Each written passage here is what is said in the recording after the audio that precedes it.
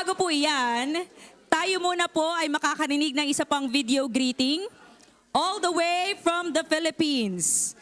Mula po sa isang tapat na lingkod ng Diyos, he is the ministering pastor of JIL PUP Manila and one of the original 15 students of Brother Eddie Villanueva.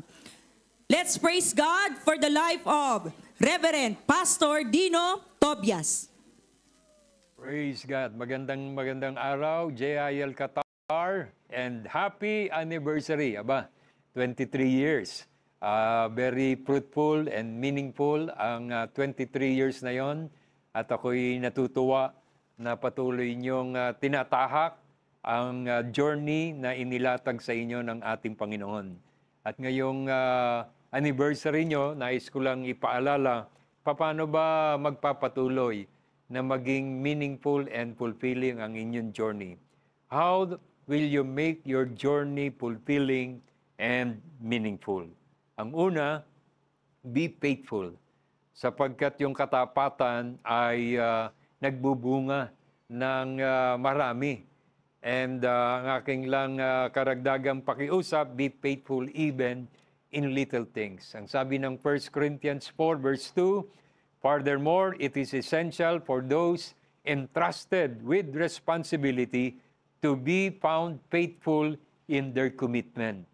Kaya mga kapatid ko sa JIL Qatar, be faithful even in little things. You can prove that Jesus truly is the way, the truth, and the life if you are faithful. Second, be fruitful. Alam naman natin yung Galatians chapter 5 verse 22, yung fruit of the Spirit. Pero ang gusto kong puntuhin na bigyan ng pansin doon, yung fruit na patience and kindness. Kung nais nyo pong magbunga at maging meaningful ang inyong paglilingkod, ay makita yung pagpapasensya, makita yung kagandahang loob, gentleness and self-control. So be fruitful. Una, be faithful. Pangalawa, be fruitful. And lastly, be forgiving. Sapagkat ang sabi ng Ephesians 4:32, instead be kind to each other, tender-hearted, forgiving one another, just as God through Christ has forgiven you.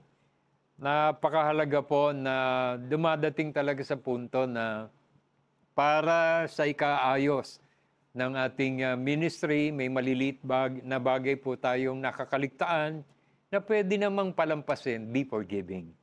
Choose to be forgiving to unite the church and to unite the family. Not to the point of being tolerant or palalampasin mo kung nagkamali, hindi naman ganon. Ang nais ko lang yung maliliit na bagay ay patawarin, lalo na kung willing namang humingi ng tawad, ay be forgiving and give, just as God has given us another chance to serve Him so many times, so many reasons to serve Him, ay ganun din tayo sa ating kapwa.